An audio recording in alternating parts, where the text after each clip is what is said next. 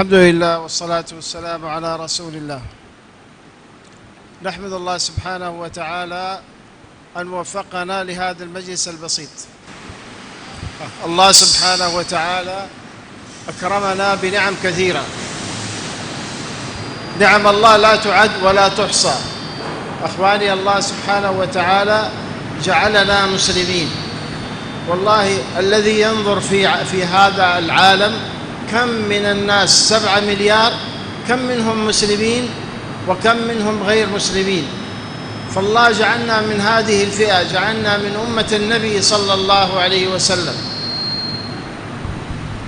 बिस्मिल्लाहिर्रहमानिर्रहीम। बाद अल्हम्द वस्सलाह। शेख फरमा रहे हैं कि अल्लाह ताला का पहले तो बेहद शुक्र और एहसान है कि अल्लाह ताला ने हमें एक मजलिस में बैठने की तौफीक अता फरमाई। और अल्लाह ताला की नेमतें हमारे ऊपर बेशुमार हैं, अगर हम उनको गिनना चाहें तो हम उनको शुमार नहीं कर सकते। और उन नेमतों में से एक नेमत ये है कि अल्लाह ताला ने हमें मुसलमान बनाया है।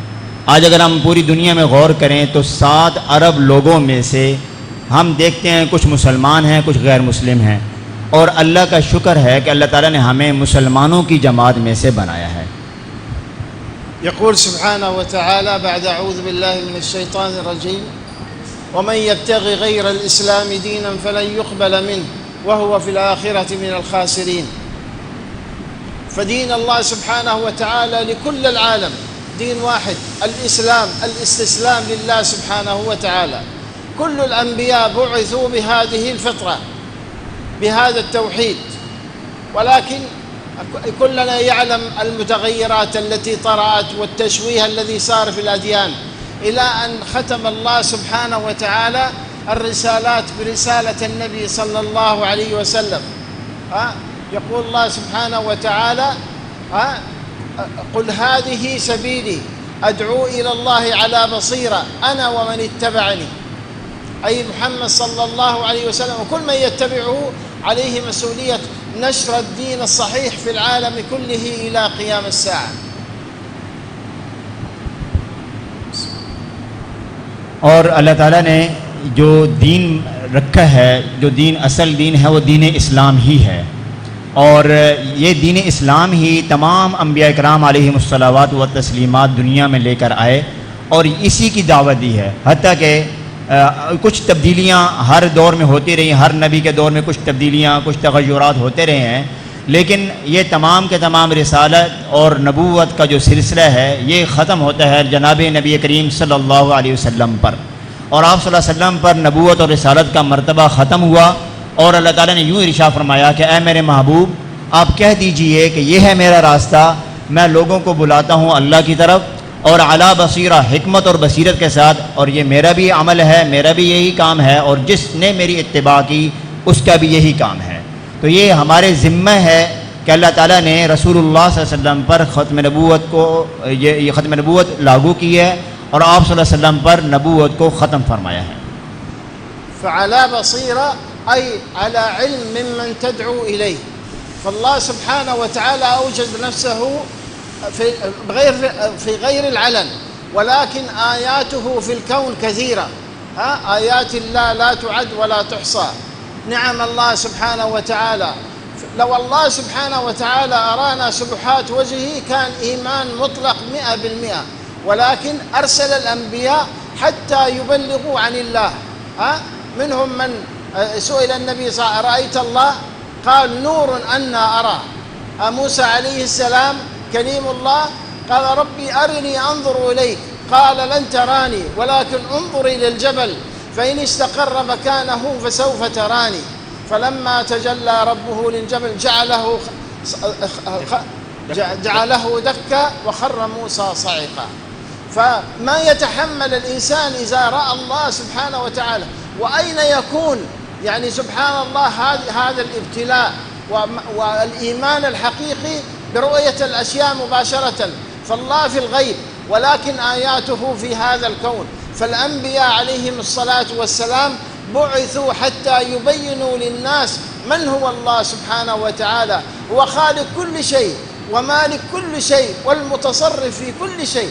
خلق هذا الوجود بمفرده، ليس له مستشار وليس له معاونين. قل هو الله أحد الله الصمد لم يلد ولم يولد ولم يكن له كفوا أحد. اللہ تعالیٰ نے یہ ساری کائنات کو بنایا ہے. اللہ تعالیٰ کو ہم دیکھ نہیں رہے، نہ ہم دیکھ سکتے ہیں، لیکن اللہ تعالیٰ کی جو نشانیاں ہم دیکھتے ہیں، پوری دنیا میں اللہ تعالیٰ کی نشانیاں پھیلی ہوئی ہیں. اور انبیاء کرام علیہم الصلوات و تسلیمات نے بھی اللہ تعالیٰ کی نشانیوں کو اجاگر کیا، ان کو واضح کیا، اور ان کے ذریعے ہی لوگوں کو اللہ کی طرف بلایا ہے. اللہ تعالیٰ کو نہ کوئی آج تک دیکھ سکا اور نہ ہی کسی میں قدرت اور طاقت ہے کہ وہ اللہ تعالیٰ کو دیکھ سکے. آپ صلی اللہ علیہ وسلم سے پوچھا کہ یا رسول اللہ کیا آپ نے اللہ تعالیٰ کو دیکھا؟ تو آپ نے جواب میں ارشاد فرمایا وہ ایک نور ہے، نور کو کہاں دیکھا جا سکتا ہے. اور حتیٰ کہ موسیٰ علیہ السلام نے اللہ تعالیٰ سے درخواست کی کہ یا باری تعالیٰ میں آپ کو دیکھنا چاہتا ہوں. تو اللہ تعالیٰ نے کہا کہ ٹھیک ہے، مجھے تو نہیں دیکھ سکتے، اس پہاڑ کو ذرا دیکھو. اس پہاڑ پر اللہ تعالیٰ نے اپنی تجلی ڈالی جس سے موسیٰ علیہ السلام بے ہوش ہو کے گر گئے. تو معلوم ہوا کہ اللہ تعالیٰ کو براہ راست کوئی دیکھنے کی طاقت نہیں رکھتا، اور جب اللہ تعالیٰ کو دیکھنے کی طاقت نہیں رکھتا تو اللہ تعالیٰ کو کیسے پہچانا جائے گا؟ تو اللہ تعالیٰ نے اپنی پہچان کے لیے پوری دنیا میں مختلف قسم کی اپنی علامات، اپنی نشانیاں چھوڑ رکھی ہیں کہ اللہ تعالیٰ کی ان نشانیوں کو دیکھ کر اللہ تعالیٰ تک پہنچنے میں آسانی ہو جائے. فالله سبحانه وتعالى خلق يعني كل ما في هذا الكون، الله سبحانه وتعالى أوجده بمفرده، ما ليس له مستشار. الله سبحانه وتعالى خلق هذه الشمس تبعد 94 مليون كيلو متر أو ميل عن الأرض، وهي إذا تقترب بمقدار بسيط تحرق هذه الأرض، وإذا بعدت بمقدار يكون البرد الشديد. فالله بحكمة سبحانه وتعالى خلق الأشياء بتقدير عجيب. الله سبحانه وتعالى عليم خبير. فالله سبحانه وتعالى أوجد هذا الكون حتى ما نحتاج هذه النجوم وهذه الأفلاك وهذه الشموس، نحتاج فقط شمس وقمر حتى نبين ليل من نهار، ومنازل القمر حتى يبين عدة الشهور. ولكن أوجد ملايين النجوم والمجرات. آخر ما اكتشف يعني علماء العصر الحديث اكتشفوا أن هنالك مجرة اسمها المرأة المسلسلة. تبعد هذه المجرة عن الكرة الأرضية 2.5 مليار سنة ضوئية. 2.5 مليار سنة ضوئية، رقم عجيب فلكي لا يستطيع الإنسان يتخيل ما مقدار المسافة. لماذا؟ حتى عندما ننظر نعظم الخالق سبحانه وتعالى أن ربنا عظيم. اور اللہ تعالیٰ نے یہ جو کچھ بھی دنیا میں پیدا کیا ہے بغیر کسی کے مشورے سے پیدا کیا ہے. کوئی کسی سے مشورہ نہیں لیا، کوئی کہ اللہ تعالیٰ کو مشورہ دینے والا نہیں. اپنی قدرت، اپنی طاقت سے اللہ تعالیٰ نے یہ سب کچھ بنایا ہے. اور اللہ تعالیٰ نے یہ سارا کچھ بنایا، سورج بنایا، چاند بنائے، ستارے بنائے، یہ سب کچھ اپنی قدرت سے بنایا ہے. اور اگر ہم دیکھیں، ہم اپنے ذہن اور اپنی عقل کے مطابق یہ سوچتے ہیں کہ شاید ہمیں صرف سورج اور چاند کی ضرورت ہے اور کسی چیز کی ضرورت نہیں ہے، ستاروں کی ضرورت ہمیں نہیں ہے. لیکن اب سورج کی ضرورت ہم چاہتے ہیں کہ اس لیے ہے کہ تاکہ پتہ چلے اب رات شروع ہو گئی ہے، پتہ چل جائے اب دن شروع ہو گیا ہے، رات ختم ہو گئی ہے. اور چاند کی ضرورت ہمیں اس اعتبار سے ہے تاکہ ہم مہینوں کی گنتی کر سکیں، یا محرم شروع ہو گیا، سفر شروع ہو گیا، ہمیں اس کا علم ہو سکے. ہمیں ستاروں کی ضرورت نہیں ہے. لیکن اب آج کے سائنسدان یہ بات بیان کر رہے ہیں، بتا رہے ہیں کہ یہ جو کچھ کائنات میں اللہ تعالیٰ نے بنایا ہے، یہ جو کچھ بھی ہے، یہ سب کچھ انسان کی زندگی کے لیے ضروری چیزیں ہیں. اب سورج کو اللہ تعالیٰ نے جو کتنا 94 لاکھ کلومیٹر دور رکھا ہے زمین سے. اب اگر اس سے مزید دور کر دیا جائے سورج کو تو زمین پر اتنی شدید ٹھنڈک پیدا ہو جائے کہ انسان کے لیے زندگی گزارنا عذاب بن جائے. اور اگر اللہ تعالیٰ اس کو مزید قریب کر دے زمین سے تو انسان اس گرمی کی شدت کے عالم میں بھی زمین پر اس کا رہنا دشوار ہو جائے اور یہاں پر رہنا اس کے لیے مشکل ہو جائے. تو اللہ تعالیٰ نے یہ سارا کا سارا نظام جو بنایا ہے اپنی قدرت سے بنایا ہے، بغیر کسی کے مشورے کے بنایا ہے. فالله سبحانه وتعالى خالق هذا الوجود ولا خالق سواه سبحانه وتعالى. يعني الله حتى يعني يذكر في كتابه الكريم آيات نقرأها في كل وقت في كل صلاة. فلينظر الإنسان إلى طعامه أنا صببنا الماء صبا ثم شققنا الأرض شقا فأنبتنا فيها حبا وعنبا وقضبا وزيتونا ونخلا وحدائق غلبا متاعا لكم ولأنعامكم. هو أمامنا، ولكن الله يذكر من خالق هذا كله؟ الله سبحانه وتعالى، حتى يتفكر الإنسان، لا يجعله هكذا يأكل الطعام من تراب واحد، من ماء واحد، ولكن فواكه مختلفة بأطعمة مختلفة، خضار مختلفة، وكل يحتوي على فيتامين مختلف. لماذا؟ الله سبحانه وتعالى يريد أن يعظم. يستطيع سبحانه وتعالى أن يجعل فاكهة واحدة، خضرة واحدة، ولحوم واحدة، ولكن خلق أشياء عجيبة، وليس البحار وما فيها، والبراري وما فيها، والسماء وما فيها من طيور، كل ذلك من أجل هذا الإنسان حتى يعيش في هذه الدنيا لفترة، يتعرف على خالقه سبحانه وتعالى، حتى إذا أفضى إلى يوم القيامة ما يشك في قدرة الله سبحانه وتعالى قطرة. और अल्लाह ताला ने अपनी कुदरत, जो अपनी फितरत की चीज़ें कुछ बनाई हैं दुनिया के अंदर, हम नमाज़ों में भी उसको पढ़ते रहते हैं, सुनते रहते हैं। अल्लाह ताला कुरान करीम में भी इरशाद फरमा रहा है कि मैंने बागात पैदा किए, मैंने अंगूर पैदा किए, मैंने फल पैदा किए, ये सब कुछ तुम्हारे लिए भी और तुम्हारे जानवरों के चारे के तौर पर भी ये इस्तेमाल होते हैं। और अब देखिए, एक ही मिट्टी है, एक ही पानी है, उस एक ही मिट्टी, एक ही पानी से वहीं से मेवे उग रहे हैं, मुख्तलिफ़ ज़ायक़ों के हैं, मुख्तलिफ़ अनवा के, मुख्तलिफ़ शक्लों के, मुख्तलिफ़ तर्ज़ के, हर तरह के अल्लाह ताला ने बनाए हैं। किस लिए? ताकि अल्लाह की अज़मत का इक़रार हो सके, ताकि अल्लाह की अज़मत की पहचान हो सके। और यहाँ अल्लाह ताला अगर चाहे तो एक ही तरह का फल बना दे बस काफ़ी, एक ही तरह के ग़िज़ा बना दे बस काफ़ी, इंसान वो ग़िज़ा खाए और जिए। लेकिन अल्लाह ताला ने मुख्तलिफ़ अनवा व अक़साम के फल और फ्रूट और सब्ज़ियाँ पैदा करके अपनी कुदरत को मनवाया, अपनी अज़मत का इक़रार करने के लिए सब कुछ पैदा किया, ताकि कल जब अल्लाह के यहाँ कल क़यामत वाले दिन इंसान जाए तो अल्लाह के सामने जब पहुँचे तो उसको अल्लाह की कुदरत में शक किसी किस्म का न बाकी रहे। يقول سبحانه وتعالى وفي أنفسكم أفلا تبصرون. يتفكر هذا الإنسان عجيب صنع الله في هذا الكون، في هذا البشر، هذا المخلوق، وقد كرم على سائر الخلائق. ينظر الإنسان عندما يريد الطعام ماذا يصنع؟ هو ينظر بعينه، ينظر إلى الطعام هل هو مناسب؟ اللون المفروض يكون أحمر ولكن وجده بني، فيظن أنه ليس صالح، فينظر إلى الطعام ثم يمسكه بيده، يمسك هذا الطعام بيده، في يده حساسات تتحسس إذا كان هذا الطعام جيد رخو أم شديد، ثم عندما يرفعه قليلا هو يأخذه تجاه الأنف، قبل ما يدخل إلى الفم هو الأنف يشمه هل رائحته جيدة أم لا، ثم يجعل ذلك في لسانه في فمه، فاللسان يعطي إشارات هل هو حامض، هل هو حلو، هل هو مناسب أم غير مناسب. ثم إذا افترضنا كل هذه الفحاصات مشت عليها لم تعرف ما نوع الطعام، إذا دخل جوفه إذا لم يكن مناسبا هو مباشرة يرجعه. من خالق هذا؟ سبحانه وتعالى. والله يا إخواني نتدبر أن الله عظيم سبحانه وتعالى خلق هذا الإنسان في أحسن تقويم، نحتاج أن نتفكر أن الله قادر على كل شيء. देखिए, इसी तरह अल्लाह ताला कुरान करीम में इरशाद फरमा रहे हैं कि अपनी जानों में गौर कर लो, अपने आप में गौर कर लो, अपने आप को ही देख लो कि अल्लाह ताला ने कैसे इस इंसान को बनाया। तमाम मखलूक़ात में से इंसान की कैफियत सबसे जुदा है। अल्लाह ताला ने इंसान को कैसे बनाया? इंसान के सामने ग़िज़ा आती है, इंसान उसकी रंगत को देखकर पहचान कर जाता है। कोई चीज़ बना रहा है, उसको मालूम है कि ये जब सुर्ख रंग की हो जाएगी तो ये ठीक है, अगर ये सुर्ख रंग की नहीं है तो ये अभी पकी हुई नहीं है। वो जब ये देखता है, आंख से उसको पता चल गया कि ये खाना आया ठीक है या नहीं ठीक।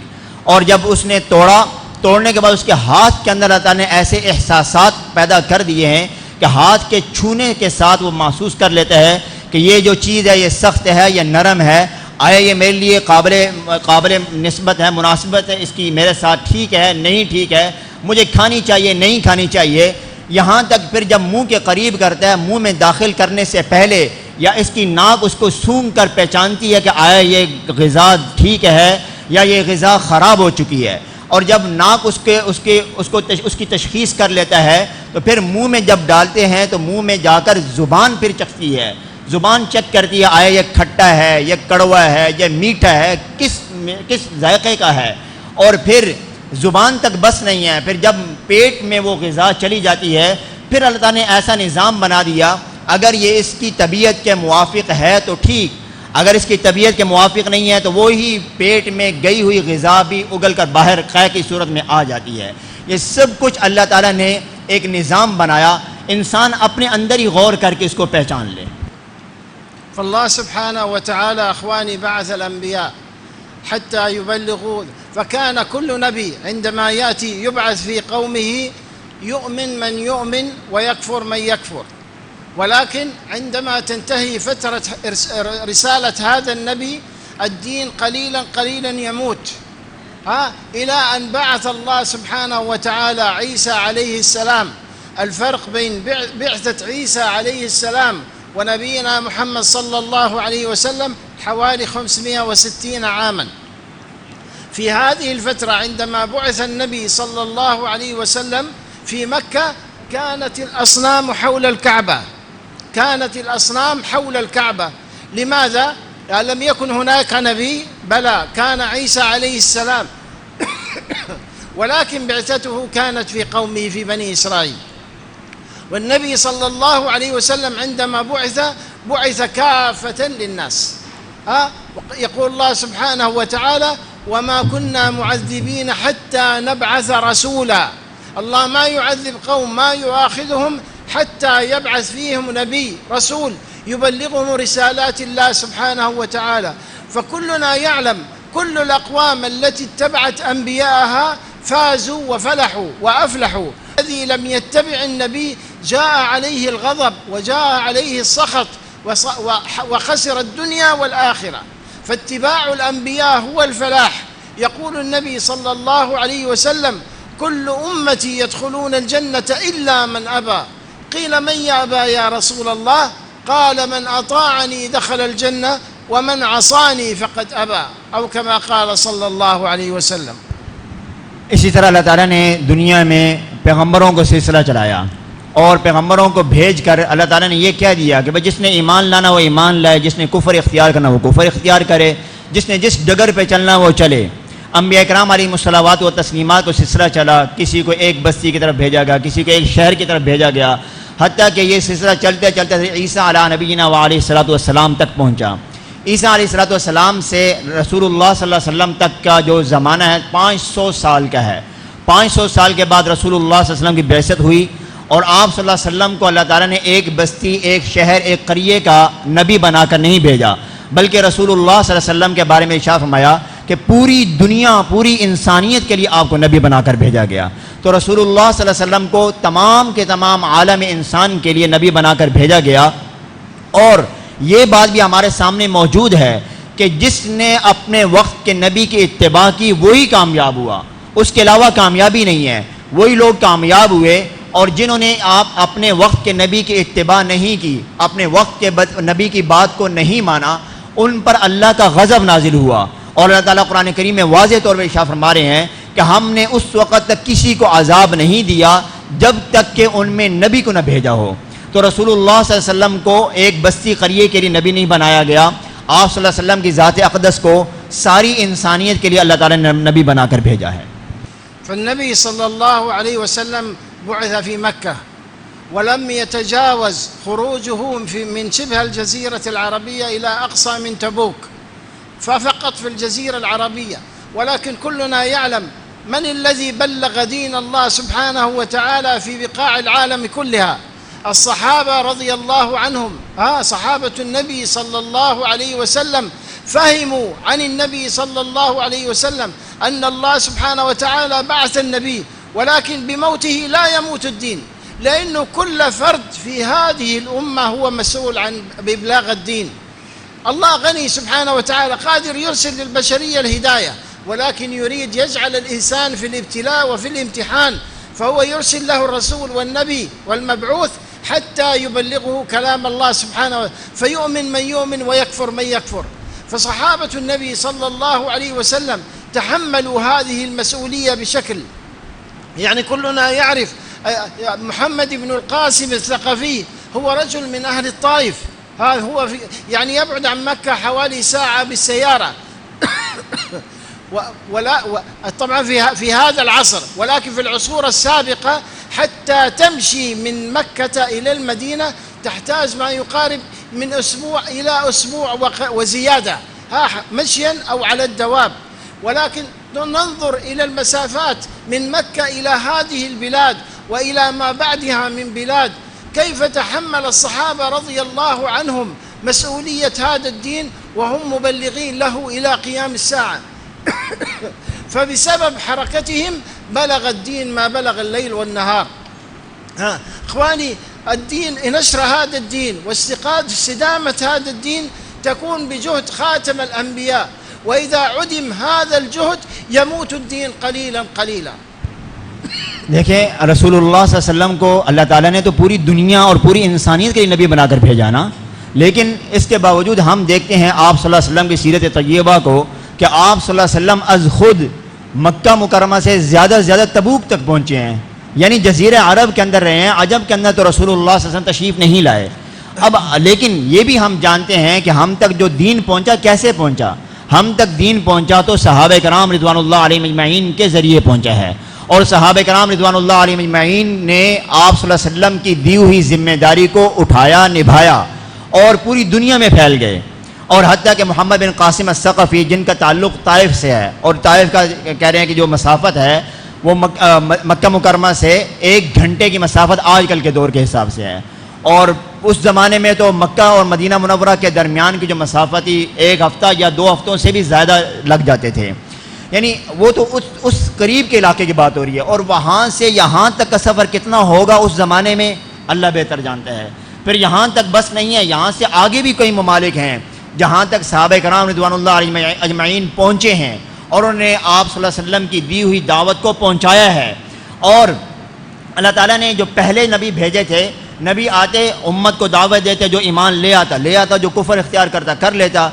लेकिन अब ये कि रसूलुल्लाह सल्लल्लाहु अलैहि वसल्लम की ख़त्म नबूवत के सदक़े सहाबा कराम रिज़वानुल्लाह अलैहिम ने इस नबूवत की ज़िम्मेदारी, यानी जो अल्लाह ताला ने पैगाम देकर भेजा था उसकी ज़िम्मेदारी को निभाया, उठाया और उसको पूरे आलम में पहुँचाया।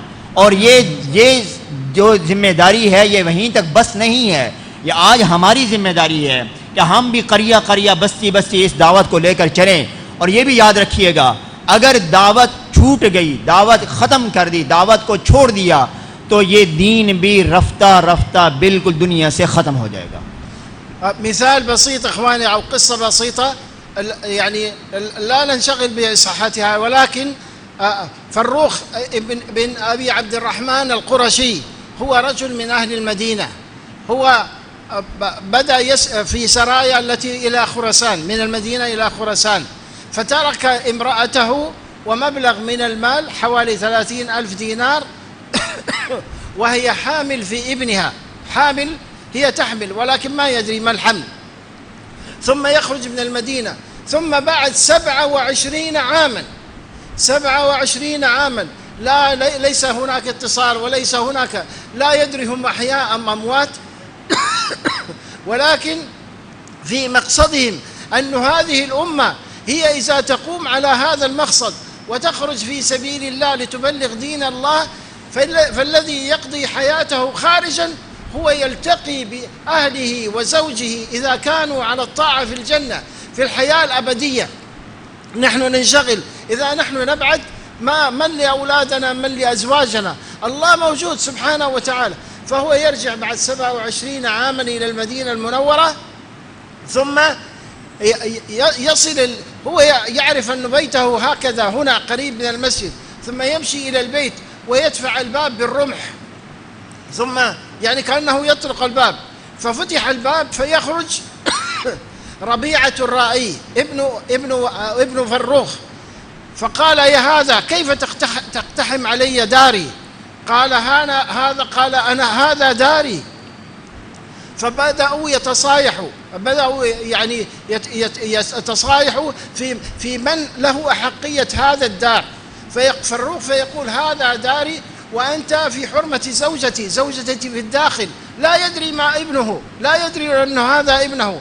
ثم يأتي الناس وعندما يعني ارتفع الصياح قال فروخ هذا بيتي، فسمعت الزوجة من الداخل أنه فروخ هذا زوجها، فخرجت وقالت يا ربيع هذا أبوك، هذا زوجي منذ 27 عاما.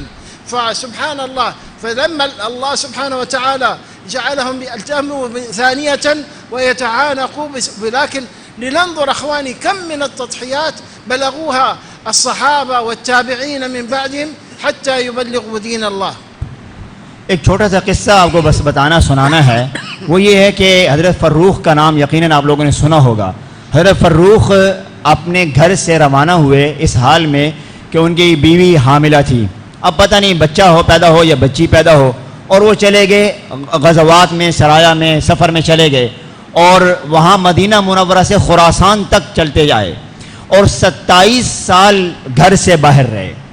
اب 27 سال اپنے گھر والوں سے جدا رہے. اور یہ بھی ذہن میں رکھیے گا، اور جو شخص اللہ کے لیے جدا ہوگا اور اللہ کی اطاعت پر زندگی گزار رہا ہوگا، کل قیامت والے دن اللہ تعالیٰ اس کو اس کے گھر والوں کے ساتھ جنت میں ضرور جمع فرمائیں گے، اور ہمیشہ ہمیشہ کے لیے جمع فرما دیں گے. اور اگر ہم یہ دیکھیں کہ میں اپنی بیوی بچوں کے ساتھ ان کا خیال رکھوں، ان میں مشغول ہوں، ان کی خیر خبر رکھوں، اور اس طرف سے مشغول نہ ہوں، اللہ کے دعوت و دین کی طرف متوجہ نہ ہوں گا، تو یہ کہ اللہ تعالیٰ تو موجود ہے، اللہ تعالیٰ تو حی ہے، قیوم ہے، زندہ ہے، اور اللہ تعالیٰ قائم و دائم ہے، اللہ تعالیٰ تو ہے. لیکن حضرت فروخ نے کیا کیا؟ حضرت فروخ نکل گئے اور 27 سال باہر رہے. 27 سال کے بعد واپس آتے ہیں، اور تھوڑا اندازہ تھا کہ میرا گھر مسجد سے اتنا دور تھا، وہ اندازے سے وہاں پہنچے اور جا کر نیزے کے ساتھ دروازے کو کھٹکھٹایا کہ اندر سے کوئی آئے باہر اور میں اس سے بات کروں. تو اندر سے ایک شخص نکلا، جوان شخص ہے، اور فروخ اس کو دیکھ کر کہنے لگے بھائی تم یہاں کیا کر رہے ہو؟ یہ تو میرا گھر ہے. جوان کہ ارے اللہ کے بندے یہ میرا گھر ہے، تیرا گھر تو نہیں ہے. دونوں میں آپس میں بات چیت شروع ہوئی، اور آپس میں بات و مکالمہ شروع ہوا، یہ کہ میرا گھر ہے، وہ کہ میرا گھر ہے. حتیٰ کہ اتنا وہ ان کے بات بڑھتی چلی گئی کہ لوگ اکٹھے ہو گئے. اندر سے حضرت فروخ کی جو بیوی تھی اس نے آواز سنی کہ یہ کوئی باہر بات ہو رہی ہے. جب آواز سنی تو پتہ چلا یہ تو فروخ ہے. اور حضرت فروخ آئے، اور ادھر ربیعہ الرعی وہ ہیں. اور جب بیوی دروازے پہ آئی اور آپ نے بیٹے ربیعہ کو کہا ربیعہ یہ فروخ ہے، یہ تیرا باپ ہے، یہ تیرے والد صاحب ہیں، تو تب پتہ چلا یہ تو یعنی 27 سال اپنے گھر والوں کو پیچھے مڑ کر نہیں دیکھا، اللہ کے دین کی سر بلندی کے لیے گھر سے دور چلے گئے. تو لہذا یہ حضرت فروخ کا قصہ ہمارے لیے ہے کہ کس طرح انہوں نے قربانیاں دیں، اور کیسے صحابہ نے قربانیاں دے کر ہم تک دین آج تک پہنچایا ہے. اخواني نختم بهذا، يعني الذي يتحرك والله يرى من عجيب صنع الله سبحانه وتعالى. بدون الدعوة يموت الدين. كنا شكلنا في سنة من السنوات إلى البرازيل في أمريكا الجنوبية، وقالوا في هناك في المركز في قرية هنالك تبعد حوالي 500 كيلومتر من ساو باولو، تمشي إليها، هناك المسجد وهناك أناس حول المسجد ويصلون الجمعة وهكذا. فمشينا بالسيارة ومعنا سائق من أهل اليابان هو مجوسي، ثم وصلنا إلى القرية ونبحث عن مفتاح المسجد ما نجده. بحثنا لم نجد مفتاح المسجد، ولكن وجدناه عند امرأة نصرانية ليست مسلمة، تقول ليس هنالك أحد من المسلمين ولكن هذا المفتاح خذوه. دخلنا المسجد على أساس أنهم يصلوا فيه، ولكن ما وجدناه إلا خرابة، العنكبوت والغبار وكل الأشياء فاسدة. فنظفنا وجلسنا وبدأنا نتجول أخواني في ذلك الحي لمدة 3-4 أيام، نحاول نشكل الناس حتى مسلمين موجودين من أهل لبنان أهل السنة ليسوا من المسلمين العجيبين. ولكن بعد 3 أيام اجتمع حوالي 65 رجل وامرأة مع أطفالهم في المسجد. كان الكلام وعن مسؤولية مسؤولية المسلم في نشر هذا الدين حتى يحفظ الدين في حياته وفي حياة أبنائه إلى قيام الساعة. استعد كثير منهم أن يتحملوا المسؤولية. ثم في خلال الصفوف هنالك رجلين حضروا ولكن لم يصلوا معنا، ولكن بعد ما أتممنا الخطبة قالوا نريد ندخل في الإسلام. كانوا هؤلاء نصارى أزواج لمسلمات في الخلف، مسلمات تتزوج نصرانية، مات الدين، ليس هنالك دين. فسبحان الله فنطقوا بالشهادة ودخلوا الإسلام. كذلك سائق السيارة المجوسي الذي عندما رأى سبحان الله حركة الدعوة والألفة والمحبة دخل في الدين. فكم أخواني الله سبحانه وتعالى بسبب هذه الحركة البسيطة يحق الحق ويشعرك في نفسك أنه إذا ما تجتهد في المكان الذي أنت فيه الدين يموت، ليس فيك ولكن يمكن في ذريتك ومن بعدك. فإن شاء الله نكون مستعدين نتحمل هذه المسؤولية أخواني. هذه أمة رحمة، ارحموا من في الأرض يرحمكم من في السماء. إن شاء الله نكون مستعدين. ایک چھوٹی سی کارگزاری آپ کو سنانی ہے. وہ شیخ فرما رہے ہیں کہ ہماری ایک دفعہ کسی سال برازیل جو جنوبی امریکہ میں ہے وہاں پہ ہماری تشکیل ہوئی. برازیل میں مرکز والے نے ہمیں بتایا کہ تقریباً 500 کلومیٹر کے فاصلے پر ایک مسجد ہے، تو وہاں آپ چلے جائیں. کہتے ہیں ہم نے ڈرائیور کو لیا، گاڑی لی. اب جو اللہ کی قدرت، جو ڈرائیور ہمارا تھا وہ بھی مجوسی تھا، وہ بھی مسلمان نہیں تھا، جاپان کا رہنے والا تھا. وہ ہمارے ساتھ چل پڑا. ہم اس جگہ پہنچے، مسجد کے جب پہنچے وہاں تالا لگا ہوا. ہم نے ادھر گشت کیا، معلومات لی بھائی کسی کے پاس چابی مل جائے. چابی کسی کے پاس نہیں مل رہی. ڈھونڈتے ایک عیسائی عورت کے پاس سے چابی ملی. اس نے کہا یہاں مسلمان کوئی نہیں ہے، یہ چابی میرے پاس ہے، کھول اور جاؤ. ہم نے مسجد جب کھول کے ہم نے کہا چلو وہاں کوئی چٹائی، کوئی قالین دیکھیں جس پر ہم نماز وغیرہ پڑھ سکیں. تو کوئی قالین نہیں، کوئی چٹائی نہیں. وہاں مکڑیوں نے جالے بنائے ہوئے، غبار سے اٹی ہوئی مسجد. ہم نے اس مسجد کو صاف کیا، صاف کر کے وہاں بیٹھے، تعلیم کا حلقہ شروع کیا اور باہر گشتیں شروع کر دیں. تو گشتیں شروع کر کے تقریباً 65 کے قریب لوگ مسجد میں آ گئے، مرد و عورت 65. اب ان کو ہم نے بیان کرنا شروع کیا. اب وہ ان کو نماز پڑھائی. نماز ہمارے ساتھ ساروں نے پڑھی. اس جو صف میں سے 2 بندے تھے جنہیں ہمارے ساتھ نماز نہیں پڑھی. تو لیکن جب بیان ہوا، بیان کے بعد وہ دونوں کہنے لگے ہم عیسائی ہیں اور آپ ہمیں کلمہ پڑھا دیجئے. اس مسلمان ہو گئے. ہوا یہ تھا کہ انہوں نے عیسائی عورتوں سے شادی کر لی تھی اور اس کے بعد آہستہ آہستہ رفتہ رفتہ عیسائی ہو گئے. پھر ان کو ہم نے سمجھایا دیکھو اگر تم لوگ دعوت کے کام کو چھوڑ دو گے تو یہی معاملہ ہوگا. دعوت کی اہمیت ان کو بیان کی. تو ایسی اگر دعوت کے کام کو چھوڑ دیا جائے گا تو کیا ہوگا، رفتہ رفتہ ہمارے اندر سے دین ختم ہو جائے گا. ممکن ہے کہ میں دین پہ قائم رہوں لیکن میرے آنے والی نسل وہ دین سے دور ہو جائے گی اگر دعوت کے کام کو چھوڑ دیا جائے گا. اسی طرح کہتے ہیں کہ ہم نے ان کو جب یہ ان کو سمجھایا بجھایا اور ان کو کہا کہ کیا تم لوگوں میں سے تیار ہو، تو لوگ سارے تیار ہو گئے. کافی ساروں میں لوگ تیار ہو گئے دعوت کے کام کے لیے. اور وہ جو مجوسی جاپان کا رہنے والا وہ جو ہمارے ساتھ گیا تھا، اس نے جب یہ سارا ماحول دیکھا اور یہ سارا محبت الفت پیار دیکھا کہ مسلمانوں میں اتنی محبت الفت ہے، یہ سب کچھ دیکھ کر وہ بھی اسلام میں داخل ہو گیا اور وہ بھی کلمہ پڑھ کے مسلمان ہو گیا. اور یہ بھی ذہن میں رہے کہ وہاں جو گشتیں کر کے معلومات لی تو لبنان کے رہنے والے لوگ وہاں پہ موجود تھے جو مسلمان تھے، پہلے آباء و اجداد مسلمان تھے. لبنانی لوگ وہاں آ کر اس جگہ پہنچے، اس علاقے جہاں پر رہ رہے تھے وہاں پر دعوت کے کام کو نہیں شروع کیا، دعوت کے کام کو چھوڑ دیا. وہی لبنانی جن کے آباء و اجداد مسلمان تھے آج وہ عیسائی بن چکے تھے. تو ایسے ہی میرے بھائیو اگر آج ہم دعوت کے کام کو چھوڑ دیں گے ہمارا حشر بھی یہی ہوگا. تو لہذا ہم نے دعوت کے کام کو کرنا ہے، اس کو اپنی ذمہ داری سمجھنا ہے، اس کو ذمہ داری سمجھ کر چلنا ہے. اس کے لیے آپ لوگ تیار ہو جائیں کہ ہم نے انشاءاللہ تعالی رہتی زندگی تک ہم نے اپنے اس کام کو، دعوت کے کام کو اپنا کام سمجھ کے کرنا ہے انشاءاللہ تعالی.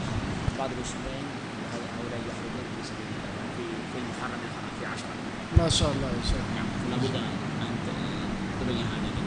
طيب إن شاء الله أخواني، يعني الله سبحانه وتعالى وفقنا وإياكم وجعلنا في هذا الصرح العظيم.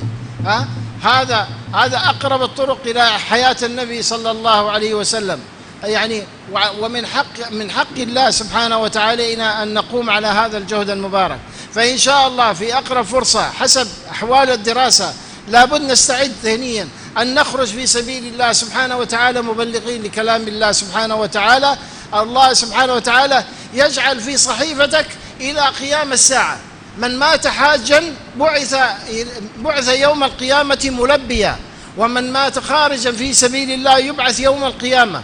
وكلنا يعرف الفضيلة، من دل على هدى كان له من الأجر مثل أجور من تبعه لا ينقص ذلك من أجورهم شيئا. أجل عمل عند الله سبحانه وتعالى أن نقوم بهذا العمل المبارك حتى يترقى الإيمان ونكون سبب إن شاء الله في دخول الناس في رحمة الله سبحانه وتعالى، فإن شاء الله نكون مستعدين. जी कह रहे हैं कि अल्लाह ताला का शुक्र अदा करना चाहिए कि अल्लाह ताला ने हमें एक बेहतरीन छत अता किया है जिसके अंदर रहकर हम इल्म हासिल कर रहे हैं। अब आपको ये तो नहीं कहा जा रहा है कि असबाब के दौरान आप अल्लाह के रास्ते में निकलें, लेकिन जब छुट्टियां हों तो छुट्टियों के दौरान आप ज़रूर अल्लाह के रास्ते में निकलें। और आपको इसके अल्लाह के रास्ते में निकलने के फ़ज़ाइल भी मालूम है, जैसे कि ये है कि जो शख्स हज के लिए निकलता है और हज के सफ़र के दौरान उसका इंतकाल हो जाता है, कल क़यामत वाले दिन वो तलबिया पढ़ता है, लब्बैक अल्लाहुम्मा लब्बैक कहते कहते उठेगा। और जो लोग अल्लाह के रास्ते में निकलेगा और उसका वहाँ इंतकाल हो जाता है तो अल्लाह के रास्ते में निकलने के बाद अगर उसका इंतकाल होता है कल क़यामत वाले दिन उसके क्या फ़ज़ाइल हैं वो आपके सामने मौजूद हैं कि बेशुमार इसके लिए फजीलतें मौजूद हैं।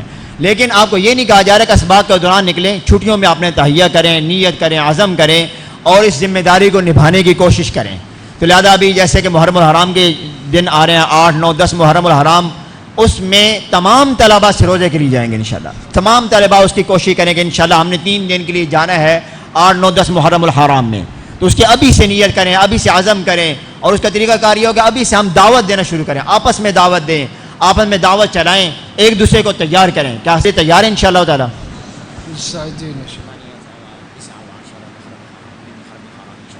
इंशाअल्लाह अल्लाह यतक़ब्बल, इंशाअल्लाह अल्लाह यतक़ब्बल दुआएकुम। अल्हम्दुलिल्लाह वस्सलातु वस्सलामु अला रसूलिल्लाह। अल्लाहुम्मा अहदिना फ़ीमन हदैत वआफ़िना फ़ीमन आफ़ैत तवल्लना फ़ीमन तवल्लैत बारिक लना अल्लाहुम्मा फ़ीमा अअतैत वस्रिफ़ अन्ना शर्र मा क़ज़ैत इन्नक तक़दी बिल हक़्क़ि वला युक़ज़ा अलैक। अल्लाहुम्मा आति नुफ़ूसना तक़वाहा वज़क्किहा अंत खैरु मन ज़क्काहा अंत वलियुहा व मौलाहा या अरहमर राहिमीन। रब्बना ज़लमना अनफुसना व इन लम तग़फ़िर लना व तरहमना लनकूनन्न मिनल ख़ासिरीन। अल्लाहुम्मा रहमतक नरजू फला तकिलना इला अनफुसिना तरफ़त ऐन वला अक़ल्ल मिन ज़ालिक। अल्लाहुम्मा अहदिना वहद बिना वजअलना सबबन लिमन इहतदा ला तजअलना सबबन लिमन ضل वग़वा या रब्बल आलमीन। रब्बना आतिना फ़िद दुनिया हसनतन व फ़िल आखिरति हसनतन व क़िना अज़ाबन नार। सल्लि अल्लाहुम्मा व सल्लिम व बारिक अला अब्दिका व रसूलिका सय्यिदिना मुहम्मद व अला आलिहि व सहबिहि अजमईन। जज़ाकुमुल्लाह।